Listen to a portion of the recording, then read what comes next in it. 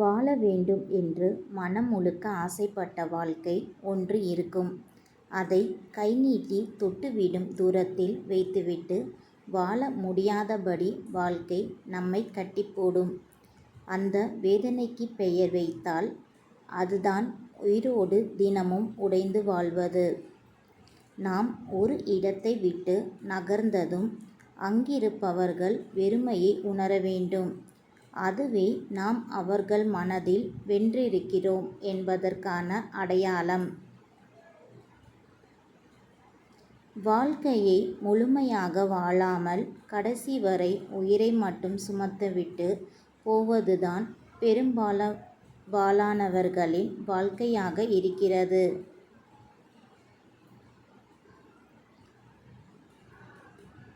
எல்லாமே கிடைப்பதும் இல்லை, கிடைத்த எல்லாம் பிடிப்பதும் இல்லை. ஆனால் வாழ்ந்து கொண்டுதான் இருக்கிறோம். ஆயுள் முடியும் வரை வாழ வேண்டும் என்பதற்காகவே. பாராட்டியவர்களை விட அவமானப்படுத்தியவர்களே அதிகம் வெற்றியாளர்களை உருவாக்கியுள்ளனர். ராமனை தேடாதே, ஒருவேளை உன்னை தீயில் இறங்க சொன்னாலும் சொல்வான். ராவணனை தேடு, உன் உத்தரவு இன்றி நெருங்கக்கூட மாட்டான். நான் விரும்பிய வாழ்க்கை யாரோ வாழ்ந்து கொண்டிருக்கிறார்கள். யாரோ வெறுத்த வாழ்க்கையை நான் வாழ்ந்து கொண்டிருக்கிறேன்.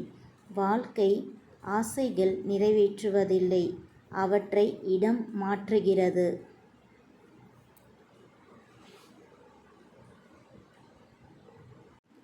வேலையும் பணமும் இல்லையென்றால் சரியானதை சொன்னாலும் செய்தாலும் அது தவறாகவே எடுத்துக்கொள்ளப்படும். கடைசியாக கண்ணாடி முன் நின்று என்னை நானே முழுமையாக பார்த்தது எப்போது என்று ஞாபகமே இல்லை. உனக்கு நீ மட்டுமே உறவு. அன்பை கேட்டு வாங்காதீர்கள். அக்கறையை சொல்லி பெறாதீர்கள். காதலை பிச்சை எடுக்காதீர்கள்.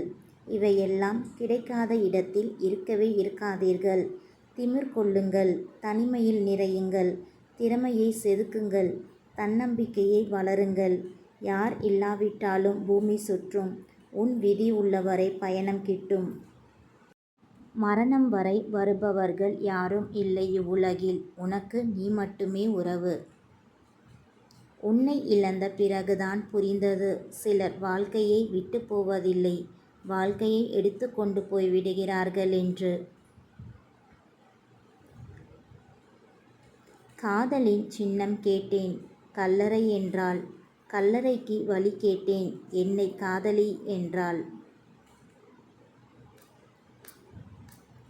கடலளவு காதல் கொடுத்தாலும் வாங்குபவர் இடத்தில் விருப்பமில்லை என்றால் அது குப்பையில்தான் சேரும்.